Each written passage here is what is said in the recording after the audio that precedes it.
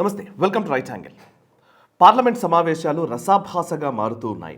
Parliament సమావేశాల్లో అధికార విపక్ష సభ్యుల మధ్య మాటల యుద్ధం ఉండవచ్చు, లేదంటే చర్చలో చాలా కీలకమైనటువంటి విషయాల్ని ప్రస్తావించవచ్చు, ఒకరిని ఇంకొకరు డిసెంట్ చేయవచ్చు, నిరసనలు తెలపవచ్చు. కానీ అసలు చర్చనే జరగకుండా ప్రస్తుతం పార్లమెంట్ సమావేశాలు రోజు రోజుకి వాయిదాల పర్వం నడుస్తున్నది. సో 3 రోజులు అవుతుంది పార్లమెంట్లో బడ్జెట్ ప్రవేశపెట్టి బడ్జెట్ ప్రసంగం జరిగి ఆదివారం నాడు బడ్జెట్ ప్రసంగం జరిగింది. సోమ మంగళ బుధ 3 రోజులు కూడా అసలు చర్చ జరగకుండానే, అర్థవంతమైనటువంటి ప్రసంగాలు ఏవి వినకుండానే అర్ధాంతరంగా రోజు రోజుకి వాయిదాలు నడుస్తూ ఉన్నాయి పార్లమెంట్లో. ముఖ్యంగా లోక్సభలో చూసినట్లయితే అటు రాహుల్ గాంధీ విపక్ష నేతగా, ఎల్ఓపిగా, లీడర్ ఆఫ్ అపోజిషన్గా ఆయన ప్రసంగించడానికి పూనుకోవడము, ఆయన ప్రసంగించడానికి మొదలుపెట్టినప్పుడు ఎటువంటి నిరసనలు రాలేదు. కానీ ఆయన ఎప్పుడైతే ప్రసంగాన్ని మొదలు పెట్టారో ఆయన ఎంచుకున్నటువంటి సబ్జెక్టే వివాదాస్పదంగా మారింది. ఆర్మీ చీఫ్గా గతంలో పనిచేసినటువంటి జనరల్ నరవానే గారి పుస్తకాన్ని ఆయన కోట్ చేయడము, ఆ పుస్తకం ఇంకా ప్రచురితం కాలేదు కాబట్టి ప్రచురితం కాని పుస్తకం గురించి ఎందుకు మాట్లాడుతున్నారు అని అధికార పార్టీ అభ్యంతరం తెలపడము అండ్ స్పీకర్ కూడా వారించడము, వేటిని కూడా రాహుల్ గాంధీ పట్టించుకోలేదు. అండ్ అదే పనిగా మళ్ళీ 2 సార్లు 3 సార్లు అదే పుస్తకాన్ని కోట్ చేస్తూ మాట్లాడుతుండడంతో విపక్ష సభ్యులు అదే అంశాన్ని లేవనెత్తుతూ ఉన్నప్పుడు స్పీకర్ సభను వాయిదా వేశారు. మళ్ళీ తర్వాత కూడా ఆయనకు అపోజిషన్ పార్టీ నాయకుడైన, ముఖ్యంగా అపోజిషన్ లీడర్గా ఉన్నటువంటి రాహుల్ గాంధీకి మాట్లాడడానికి అవకాశం ఇవ్వలేదు అనే మాటని పదే తీసుకొస్తూ వచ్చారు. నిన్నంతా కూడా సభని స్తంభింపజేశారు విపక్ష సభ్యులు. నిన్న యుఎస్తో ట్రేడ్ డీల్ ముగిసింది, ఆల్మోస్ట్ అది చివరికి దశకు చేరుకున్న నేపథ్యంలో ట్రేడ్ డీల్ గురించి ఈవెన్ పీయూష్ గోయల్, కేంద్ర వాణిజ్య శాఖ మంత్రి పీయూష్ గోయల్ పార్లమెంట్ సాక్షిగా ప్రకటన చేయడానికి ఆయన సమాయత్తం అయ్యారు. కానీ విపక్ష సభ్యుల నిరసనలు ఉండడంతో స్పీకర్ సభను వాయిదా వేస్తుండడంతో ఆయన సభలో ఆ ప్రకటన చేయలేకపోయారు.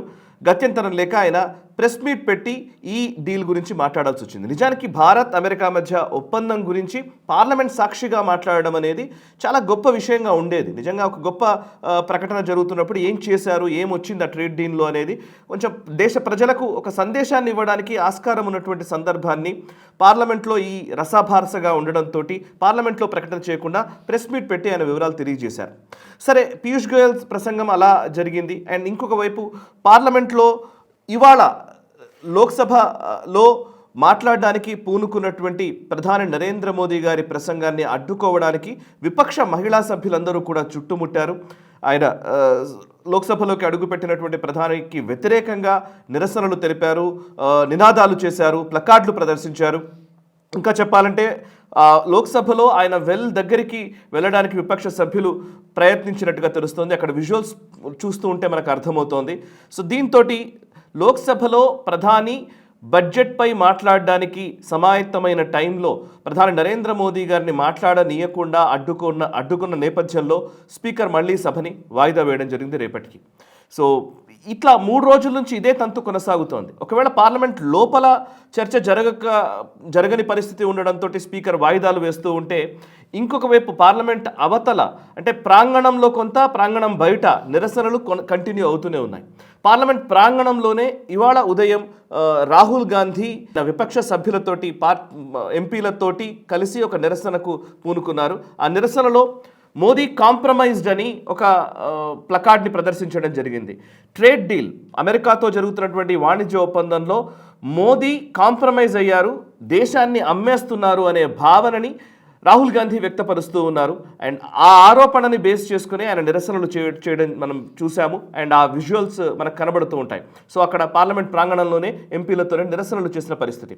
అదే సమయంలో ఇంకొక ఎంపీ, గతంలో కాంగ్రెస్ పార్టీలో పనిచేసినటువంటి వ్యక్తి అండ్ పంజాబ్కి ముఖ్యమంత్రిగా పనిచేసినటువంటి బియాన్ సింగ్ గారి మనవడైనటువంటి రణ్వీర్ సింగ్ బిట్టు, ఆయన బిట్టు అంటారు ఆయన, ఆ బిట్టు ఒక ఎంపీగా ఉన్నారు. గతంలో కాంగ్రెస్ పార్టీలో ఉన్నారు. సో ఇప్పుడు భారతీయ జనతా పార్టీలోకి వచ్చారు. ఆయన యూనియన్ మినిస్టర్గా ఉన్నారు. సో అటువంటి వ్యక్తి ఆయన ముందుకు వెళుతూ ఉంటే, ఈ నిరసనలు జరుగుతున్న టైంలో బిట్టు ముందుకు లోపలికి వెళ్ళే ప్రయత్నం చేస్తూ ఉంటే అక్కడ ఇతన్ని ట్రేటర్ అని, అంటే ద్రోహి అని రాహుల్ గాంధీ సంబోధించడము, దానికి ప్రతిగా బిట్టు కూడా మీరు ఈ దేశానికి ప్రమాదమని చెప్పడము, ఇలా కొంతసేపు ఒక వాగ్వాదం నడిచింది. ఆయన లోపలికి వెళ్ళిపోయారు. ఒక సిక్ ఎంపీని ద్రోహి అని వ్యాఖ్యానించడం పైన సిక్కు సమాజం ఆగ్రహం వ్యక్తం చేసింది. అండ్ కేంద్ర మంత్రి అయినటువంటి హర్దీప్ సింగ్ పూరి సహా మిగతా నాయకులు ప్రెస్ మీట్ పెట్టి కాంగ్రెస్ వైఖరిని ఎండగట్టే ప్రయత్నం చేశారు. అండ్ బయట నిరసనలు కూడా మొదలయ్యాయి.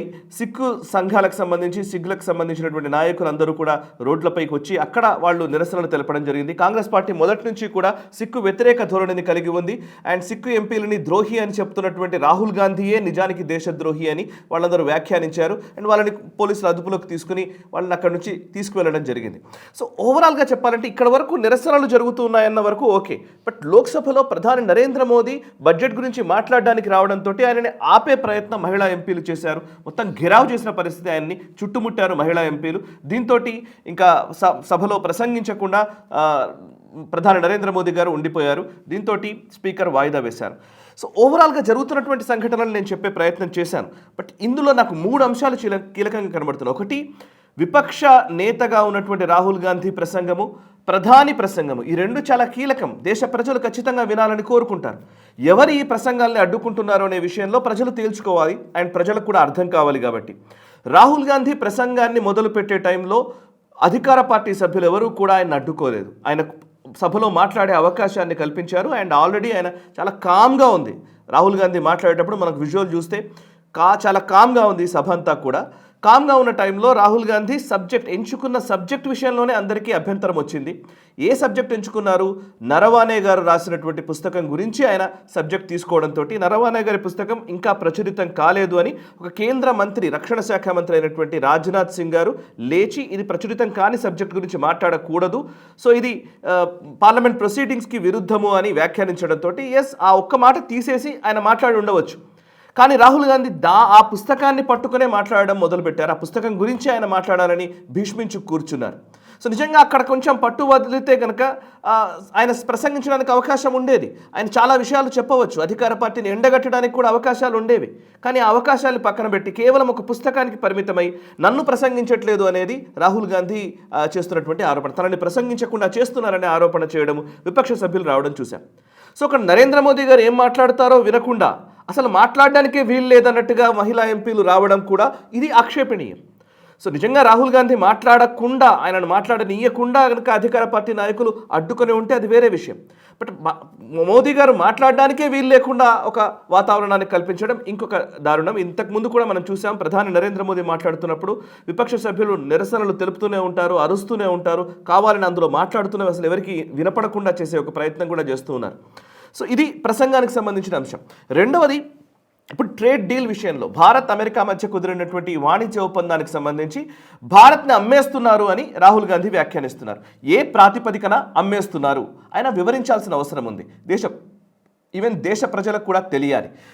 ఏ ప్రాతిపదికన అమ్మేస్తున్నారని చెబుతున్నారు అని అంటే కనుక కొన్ని అంశాల్లో కీలకంగా ఏంటంటే అగ్రికల్చర్కి సంబంధించినటువంటి ప్రోడక్ట్స్, వ్యవసాయ ఉత్పత్తుల విషయంలో అమెరికా నుంచి వచ్చేటువంటి కొన్ని అగ్రో ప్రోడక్ట్స్ వల్ల భారతదేశానికి ముఖ్యంగా జన్యు మార్పిడితో కూడినటువంటి ఉత్పత్తుల్ని భారత్లోకి తీసుకురావడానికి అమెరికా ప్రయత్నాలు చేస్తుంది అన్న విషయం గురించి నేను గ్లోబల్ రౌండప్లో లేకపోతే నేషనల్ స్టబ్లో అనేక వీడియోలో మనం పదే మాట్లాడుతూనే ఉన్నాం. సో నిజంగానే అమెరికాకు సంబంధించినటువంటి ఉత్పత్తుల వల్ల మన ఆరోగ్యాలు పాడవుతాయి అన్న భావనే ఉంటే కనుక ఖచ్చితంగా ఇది భారత ప్రభుత్వం దీన్ని పరిగణలోకి తీసుకుంది. గత 6 నెలల నుంచి, సంవత్సరం నుంచి ఈ డీల్లో పదే ఆ ఒక్క అంశం మీదనే మన వాళ్ళు పట్టుబట్టి కూర్చున్నారు. సో మేము జన్యు మార్పిడి, జెనెటికలీ మాడిఫైడ్ ఫుడ్స్ని మేము తీసుకోము అని చాలా స్పష్టంగా వాళ్ళు ప్రకటన చేయడం జరిగింది. అండ్ ఈవెన్ భారతీయ జనతా పార్టీకి అనుకూలమైనటువంటి రైతు సంఘాల నుంచి కూడా అదే అంశానికి సంబంధించి వాళ్ళు చాలా స్పష్టంగా చెప్తున్నారు. భారతీయ కిసాన్ సంఘ్ చాలా స్పష్టంగా చెప్తోంది, జన్యు మార్పిడి ఉత్పత్తుల్ని భారత్లోకి అలో చేయడానికి వీలు లేదు అని చాలా స్పష్టంగా చెప్తున్నారు. సో అయినప్పటికీ అసలు నిజంగానే ఈ ట్రేడ్ డీల్లో అది ఉందా లేదా కూడా తెలియకుండా ఎందుకని అమ్మేస్తున్నారనే మాట మాట్లాడుతున్నారు. ఒకవేళ నిజంగానే జన్యు మార్పిడికి సంబంధించిన విషయంలో కాంగ్రెస్ పార్టీకి అంత చిత్తశుద్ధి ఉంటే ఇన్ని సంవత్సరాలుగా బీటీ పత్తి విత్తనాలు, బీటీకి సంబంధించినటువంటి వంకాయలు, మాన్సాంటో అనే ఒక కంపెనీ ఉండేది, అగ్రికల్చరల్ ప్రోడక్ట్స్ కొన్ని తయారు చేస్తుంది, కెమికల్ ప్రోడక్ట్స్ కొన్ని తయారు చేస్తుంది. సో మాన్సాంటో అనే కంపెనీకి సంబంధించిన ఉత్పత్తులు ఎన్ని భారతదేశంలోకి వచ్చాయి? గత 70 ఏళ్లుగా ఎన్నిసార్లు నిరసనలు వ్యక్తం చేశారు. అసలు కమ్యూనిస్టులు అయితే మాన్సాంటోకు వ్యతిరేకంగా అనేక ఉద్యమాలు చేశారు. ఇదే కాంగ్రెస్ పార్టీ హయాంలో అనేక నిర్ణయాలు మాన్సాంటోకి అనుకూలంగా తీసుకున్నటువంటి సందర్భాలు అనేకం ఉన్నాయి. సో మరి ఇంతకుముందు ఏమైంది ఈ స్పృహ, ఇప్పుడే ఎందుకు ఈ స్పృహ వస్తోంది అనేది కూడా ఇంకొక ప్రశ్న. ఇక మూడవది నేషనల్ సెక్యూరిటీ గురించి రాహుల్ గాంధీ మాట్లాడుతున్నారు. జనరల్ నరవానే గారి పుస్తకాన్ని కోట్ చేసేటప్పుడు ఇది నేషనల్ సెక్యూరిటీకి సంబంధించిన విషయము, జాతీయ భద్రతకు సంబంధించిన విషయమని పదే పదే ప్రస్తావిస్తున్నారు రాహుల్ గాంధీ.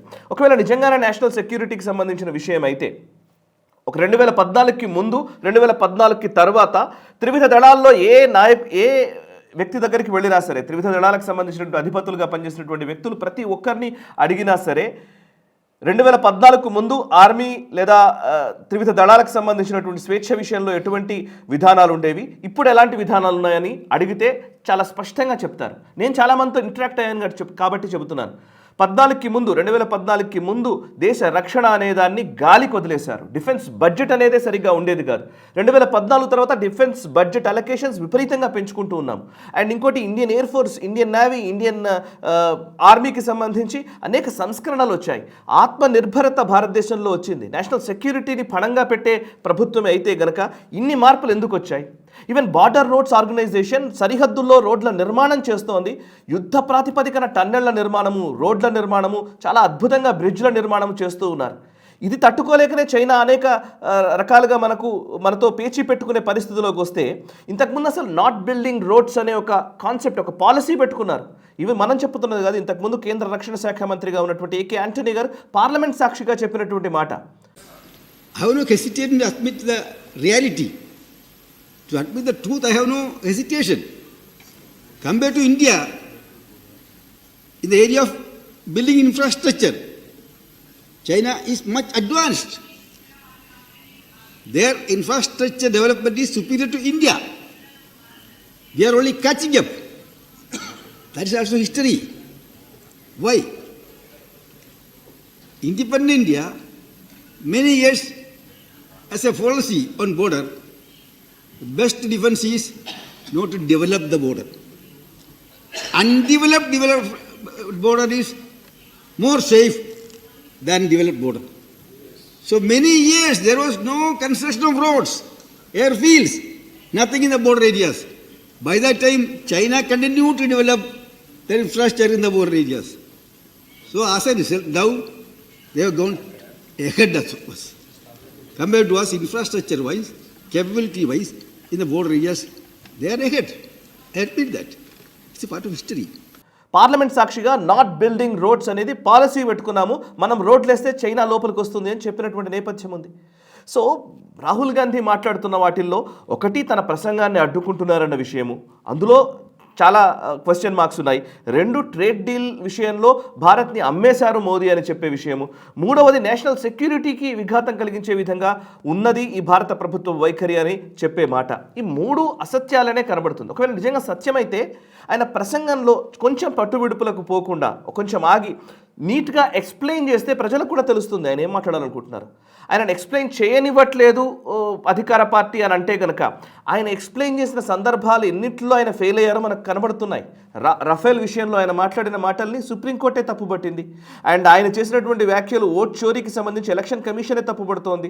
అండ్ ఆయన పవర్ పాయింట్ ప్రజెంటేషన్లో ఆయన చేసినటువంటి వ్యాఖ్యలు, ముఖ్యంగా ఈ బీహార్ ఎన్నికల ఫలితాల తర్వాత ఆయన ఇచ్చినటువంటి ప్రజెంటేషన్లో అన్ని అబద్ధాలే అని ఆల్మోస్ట్ మీడియా మొత్తం దాన్ని క్లియర్ చేసేసింది. సో నేను పట్టుకున్న కుందేలుకి 3 కాళ్ళు అన్నట్టుగా విపక్ష నాయకుల వైఖరి ఉండడం దారుణం.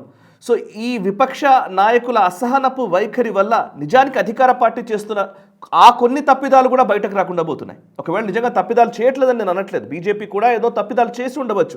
ఒకవేళ తప్పిదాలు చేసినా కూడా అవి ప్రజల్లోకి రాకుండా చేయడంలో రాకపోవడంలో విపక్షాల అసహనం కూడా ఒక కారణంగా నిలుస్తోంది. సో ఈ విషయంలో ప్రజలు గమనించవలసిందిగా కోరుతూ ఉన్నాను. అండ్ ఈ వీడియోని 10 మందికి షేర్ చేయండి, నచ్చితే లైక్ చేయండి, కమెంట్స్ ద్వారా మీ అభిప్రాయాలు మాతో పంచుకోండి. మనసా వాచా కర్మణ, దేశహితం కోసం నేషనలిస్ట్ హబ్. ఈ వీడియో మీకు నచ్చినట్టయితే లైక్ చేయండి, 10 మందికి షేర్ చేయండి. అలాగే కామెంట్ల రూపంలో మీ అభిప్రాయాలను మాతో పంచుకోండి. Nationalist hub group of channels ను సబ్స్క్రైబ్ చేసుకుని తెలుగునాట జాతీయవాద జర్నలిజాన్ని ప్రోత్సహించండి. ఈ వీడియో కింద ఉన్న బెల్ ఐకాన్ పై క్లిక్ చేయడం మర్చిపోవద్దు.